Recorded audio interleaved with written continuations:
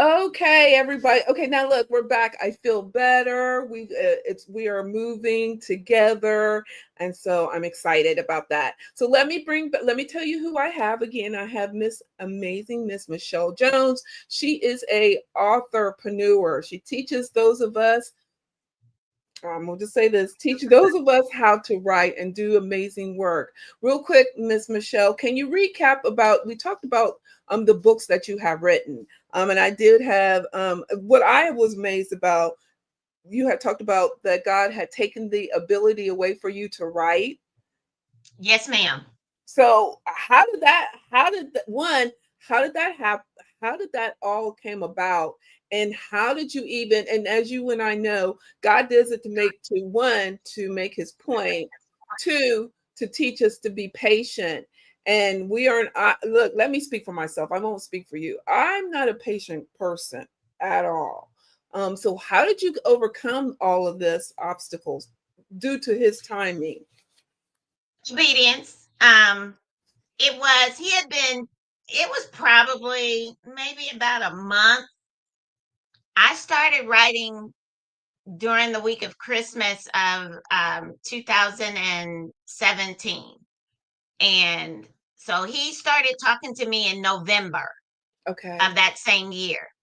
And I was like, no, we're not doing that. I'm a church girl, and you giving these people too much information. And at the time, I was doing a daily blog. So not only was I journaling for my own self, I was also putting out a daily blog. And so one morning I got up and I had nothing to write. I Oh had my God. nothing. I couldn't journal. I couldn't blog. I had nothing. And I'm trying to figure out what is going on. And that's when God said, until you agree to write that book, you won't be writing. So do you associate that not writing to somewhat like writer's block, or was that not writing as a deeper level? It was a deeper level. It was God teaching me that I could not focus in on what somebody may or may not think of me or say about me, that my concern has to only be about my life bringing him glory, Mm, and mm, to be the testimony that he had already ordained for my life to be before the foundations of the world were ever created. And in so doing, I had to get over myself, basically. mm, I had to get over myself and realize that although it was my story, it wasn't about me. It was about the individuals that would read the book and be blessed by my testimony in the book of how, during a very, very difficult season of my life, um, a season of betrayal and hurt and being incarcerated for a crime I didn't commit. And he wanted me to write about that stuff and be very, very transparent and open about mm, what I had gone through. And, you know, most of the times I would always hear, you don't give people enough ammunition to kill you. And mhm. so I had to, in so doing, I had to let go of all those preconceived notions. And I just had to focus on the assignment that God had given me. So how did that feel? It was the weirdest thing. It's almost like somebody who has lost a limb, and they say, well, I still feel the limb there even though the limb isn't there. I still felt the need to write. I just didn't have any inspiration on what to write. So I had no words to put on paper. So that would be so hard. That would be hard. And you're right. And to do it, and to do it his way in his timing again.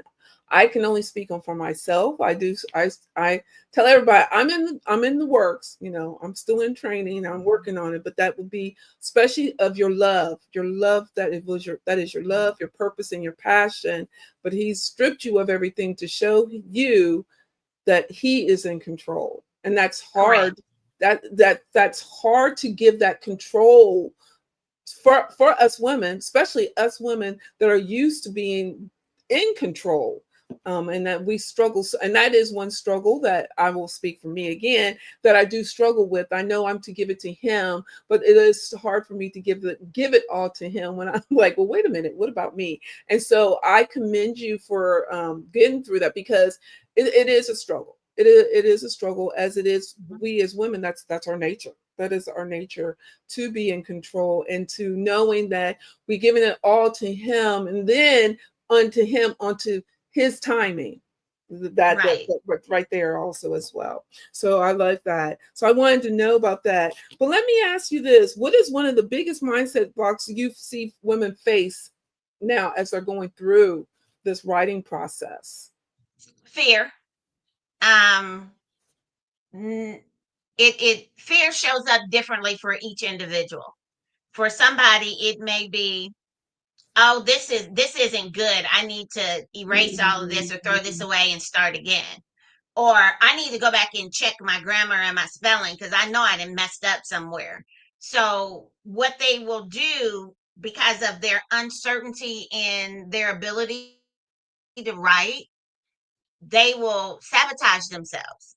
And Mm, so what I normally tell them is, when you are writing, just write. You don't need to edit. You don't need to try to figure out anything. Your hand is a conduit. So your hand, whether you are writing it out physically or whether you are typing it, it's a conduit that God is using in order to get the message that he has given you onto the page. That's the only thing you need to be concerned with. Being concerned with anything else is going to take away from his ability to speak through you and to speak to mm, you as you write.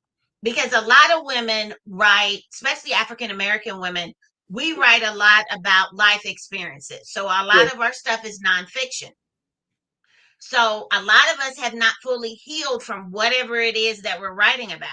And so what God is trying to do is that he's trying to take you through a process of healing while you're writing, so that when you get finished, you can tell the story verbally and be able to market the book and share the book with other people. Because what you haven't healed, you can't effectively talk about. True. That's true. And when people start asking you questions about the book, it's going to be like an open wound all over again. And now you're feeling like you're being attacked all over again in that area that you thought you were healed from. And so your hands is a conduit that God is using, not only to get the message out, but to also heal you in the process, so that by the time you are ready to share that book and to tell that story, you are whole. There is Mhm. nothing that the enemy can use against you and keep you from telling that story. So how long does it what is that normal? I know not everybody is the same, so I understand that. But on average, how long would you say it would take one of your clients to write a book as such you just talked about? Most of my clients that I've worked with, I've had them write their books in 31 days Ooh, at the most. okay. Girl, that's a lot. Because we I don't just take them, I don't just tell them, okay, sit down and write this book and Yeah. here's 31 days. We create a strategic plan. Okay. So we go through the process of going through a strategic plan, and then we have touch bases weekly for you, for me to check in with you to see where you are, for you to be able to share whatever frustrations you may have, and for me to also share information along this journey that is going to help you as an author as you move forward. I love that. So then with that being said, I really love that while you were writing Walking on Water in My Stilettos, which is such a powerful I love that title. Look, I highlighted it and I circled it. What did you learn about yourself while you were writing that book? Um, the biggest lesson that God taught me in the midst of writing that book was, it ain't about you. Ooh, powerful. And I was like, what do you mean it ain't about me? It's my story. It's what I went through, but it's not about me. And so he began to take me through the Bible and began to show me, like, Joseph and Moses and Aaron. And he began to show me Jeremiah and Isaiah and all of these people that had these extraordinary calls on their life, but it wasn't about them. It was about Mhm. the message that they were putting out there and the people that they were leading as a result. And so that's what he began to show me. He said, yes, it happened to you, Mhm. but once you tell your testimony and you share it, it's no longer about you. It's about the hope that it offers to someone else, that as they navigate their life's path, they come back and they say, well, if Michelle could do it, well, Mm. I know I can do this. So it offers that hope to let them know that there is nothing too hard for them to accomplish or to do, as long as they allow God to be the author and the finisher of the project. Wow. So it's like your story is for somebody else. Mhm. Wow, that is Well, you know, the amazing. word of God says that we overcome by the blood of the lamb and the word of our testimony. So if you never share the testimony, you're not giving yourself the benefit of overcoming from whatever it was that it brought into your life. That is so true. That is so true. I really like that. So, with that being said, now let's be honest. When we're going out here telling our story, it comes with confidence, right? Mhm. And so, confidence is a big part of our creativity. How do you help writers move past fear and into the full voice that they're writing in the book? The thing that is surprising to most people is that the more you write, the more confident you get about what you're writing. It's almost like that if I've been invited to go speak somewhere, I may be nervous as I'll get out. My hands are shaking and everything until I get up to that stage and I start talking. The nerves go away and I Mm. am just fully in that space. It's the same thing with an author. Once you start the writing process, then the more you write, the more comfortable you get with the voice that you now are allowing to be heard. And so now you're ready to keep moving, even though you might be a little nervous when it comes time for the marketing of the book and the selling of the book. It'll always take you back to when you wrote. The joy and the excitement that you had, especially when you got that book in delivered to you for the first time, when you unboxed that book and got to look at it. It's almost like a mother birthing a baby.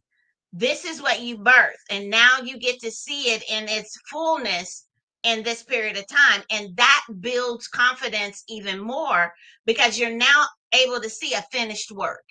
You're able to see what came from you, what God gave you to share with the rest of the world.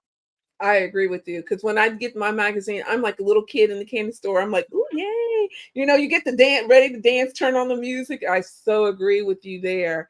So we have women around the world that's listening to this, and they feel motivated, empowered, inspired to be ready to get their writing on. What would be one piece of advice that you could give them right now they could do? Every day, pick a time to write. If you're a morning person, do it in the morning. If you're kind of more inspired midday, do it midday. If you're a night owl, do it at night. But be consistent in writing every day for the same amount of time at the same time. Because what it does is it lets God know that I'm here, I'm ready to be that conduit. Let's get this done. And the more that you do it, you're building a habit, you're building that muscle. Mhm. So as you are building that commitment and that habit, then God will meet you there every time, and he'll give you more and more information, and you'll know when to stop because that's when the downloads will stop. So do you feel everybody has a book in them? I do. I believe every person has a story to tell. Some people share it through poems. Some people share it through the spoken word. Other people, like me, we share it through the written word. But everybody has a story to tell because that story offers hope to somebody who has not experienced life in the way that they have. So if someone wanted to get in touch with you and they're like, okay, I feel motivated, I feel I'm ready, I feel it. How can they get in touch with you? Well, my website is kind of scrolling across the bottom of the screen. There is a contact us page on the website. All they have to do is go on there, fill out that contact page, and that will get to me, and then I will reach out to them. The other way that they can reach out to me is on the front page of the website, it has a free discovery call, which is a free 30-minute interaction with me where we talk about any and everything.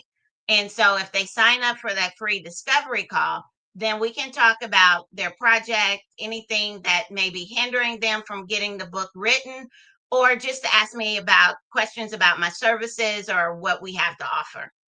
I love it. So you guys, she's giving you opportunity. She just said we all have a book in you and in us. So it's no perfect time than now to start writing. And you have someone that can help coach you through the process. And so can't make any excuses. You know, we always talk about it's time to shift and remove all those obstacles to go after our what's next. So at this point, I do a rapid fire and I'm going to ask you a few questions. Are you ready? I'm ready. I'm ready. Woo! Okay. What was one book that shifted your life? Becoming by Michelle Obama. I loved that book. What did you learn from it? That we don't always look like what we've been through. Where we True. are today is not always representative of where we've come from. I love it. One phrase you live by. Control is an illusion. Trust is necessary. One thing every woman should believe about her story. That it is perfect, that it is necessary, and that it is what God has given her. If your journey had a chapter title today, what would it be?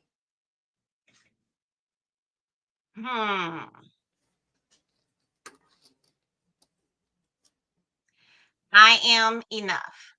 Ooh, I love it. I love it. I love it. Those are my rapid questions. Real quick, we have a Deshawn Johnson. She's out here. She says, hello, ladies. We welcome you to the show. Deshawn, if you have a goal that you have met, we would love to hear what it is. Give us a shout and we can give you a shout out. So, Michelle, at this point of the show, I also talk about Book on the Shelf.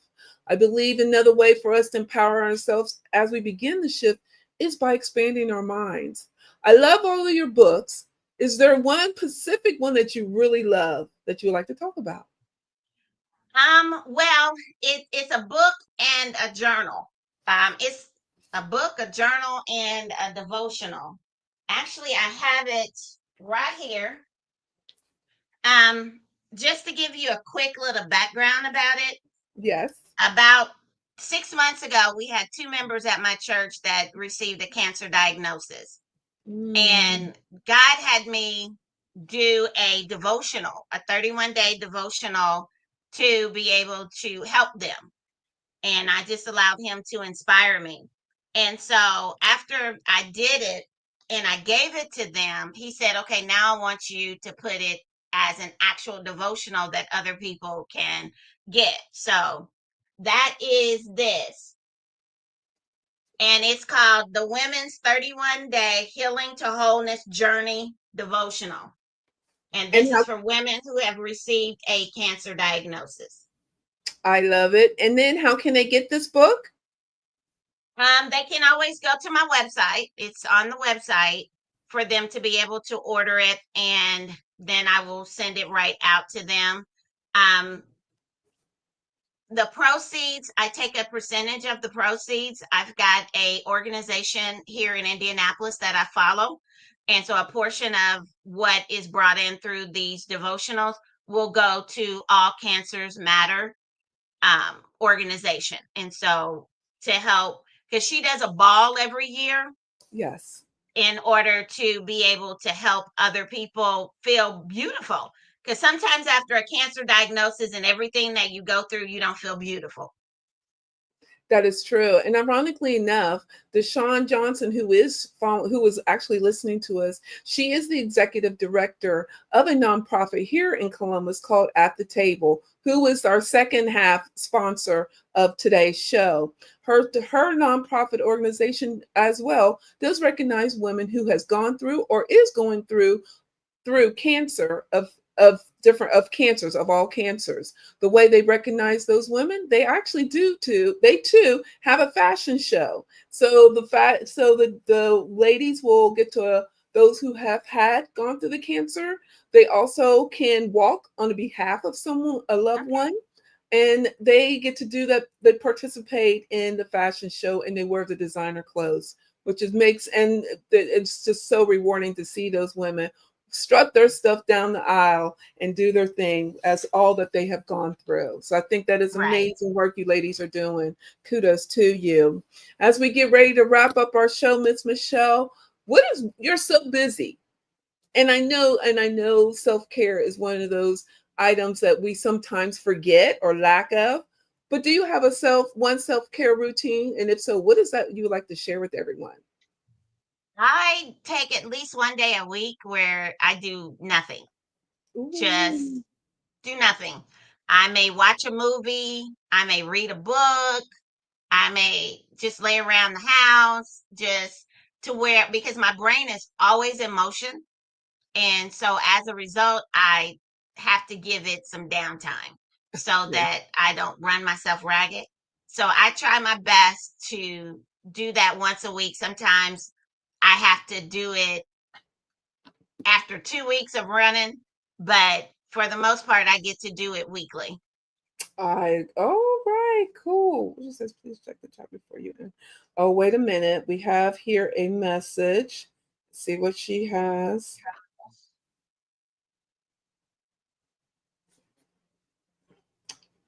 Mr. Sean.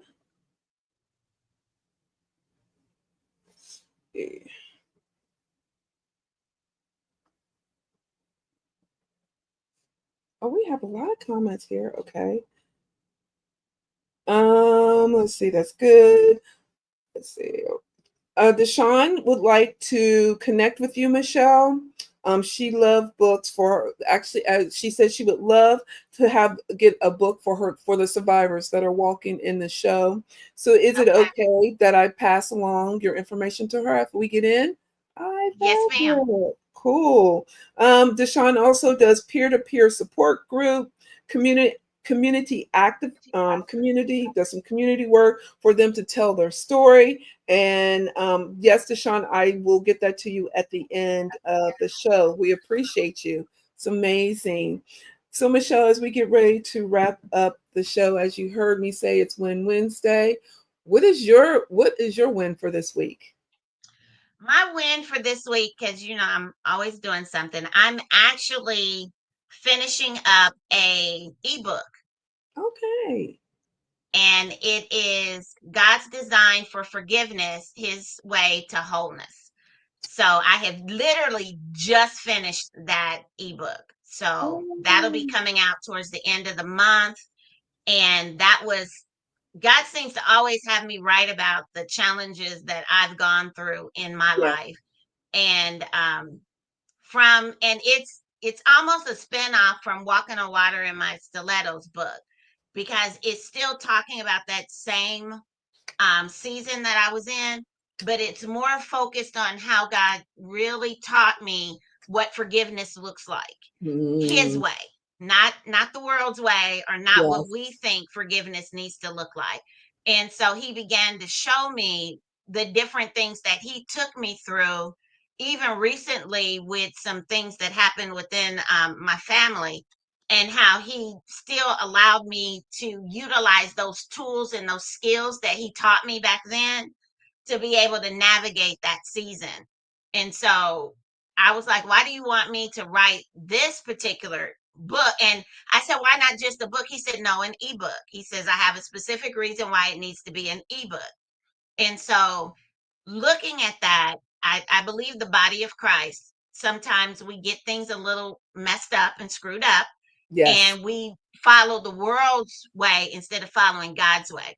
True. So this is not just an ebook, but it also has um, takeaway that you take, what I call take home challenges and information that you can do. It has questions for you to answer. So it's interactive in the sense that you're not just reading a book. It will also be an audio book. So it's not like you're just going to be listening Ooh, to it, but you will yes. also have an opportunity to take what you have heard and what you've read and put it into action and show what it needs to look like for you. Oh, I love it. Deshawn wanted me to tell you congratulations on your ebook, and she looks Thank forward you. to connecting with you. Also, her goal is she met her goal this week. I found a primary doctor, dentist, and female doctor, health and wellness. You rocked it. I'm glad you're taking your health seriously. That's kudos to you. And I have to say, my win for this week is I've been really still very diligently working on my health. Without my health, I can't have anything else. So I've been very mindful of what I put in my body. How does it affect my body? So I'm on that journey. Now I'm gonna say I'm not perfect, and he knows I'm Right. not perfect, but at least I am being mindful of what's going in and understand how it plays a part of my body. So that is something that I am doing. Well, Miss Michelle, I always leave this for all of you amazing guests. What is the one thing you would like to leave our listeners with? One thing I would think I would like to leave with the listeners is the one thing that God told me: you are enough. Mm, Everything that you are facing in life today, when you were created with those challenges, those issues, those situations, those joys, and those downfalls in mind. So don't take yourself so seriously to where you become your worst critic. Give yourself permission to release it, whether it's through journaling, whether it's through prayer, whether it's through talking to a trusted friend, but release it. Don't allow it to have the power over your life to hold you hostage, but give yourself permission to live your best life because you are enough. I love the word grace. So, with that being said, we're on a graceful note. So, real quick, Miss Michelle, I want to thank you for joining us. I would like to put you in the green room, and then I will close the show down, and I'll be back with you in just a quick moment. Okay, sounds good. Thank you. Okay, everybody, I hope you have gotten your nuggets. I have mine, they're written all on my paper. But one thing I want y'all all to know, I love the word that she ended with grace. Give yourself grace, but know that you only have this one life to live, you all. Live your life for you and not for anyone else. Take control of your lives. We talked about the health and wellness. We talked about goals.